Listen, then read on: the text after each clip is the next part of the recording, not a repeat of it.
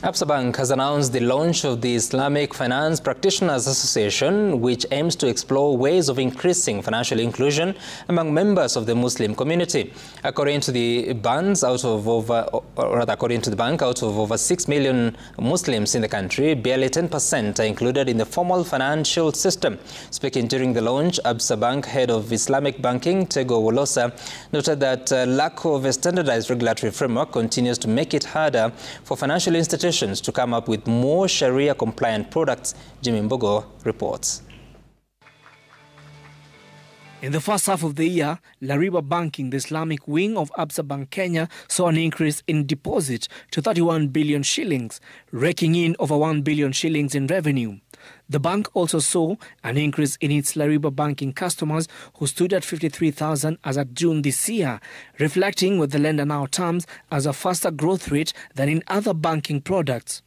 However, the bank notes that despite the positive growth, Islamic banking remains highly untapped owing to lack of regulatory framework. Where do we take this to make sure that, especially from a framework perspective, that we have a robust regulatory framework that can be able to set standards, can come up with policies that then can be able to govern and make sure that now this is sustainable. That's the way you can be able to take it to the next level. We are growing faster than the conventional product, but we still have a huge distance to go because Lariba as a segment is still a small percent in the bank as a whole. But in terms of the promise, in terms of the growth, in terms of the liquidity, Lariba is making even a bigger growth. The bank is further looking to close the year with a deposit of at least 36 billion shillings in Lariba, while expanding its loan book to over 7 billion shillings in the second half of the year. So our main focus moving forward in the next half of the year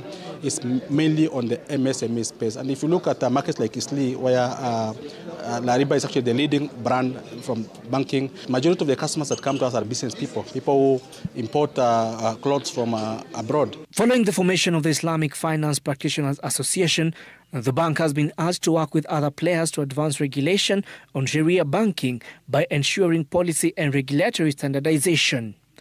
Jimmy Mbogo, Citizen TV, Nairobi.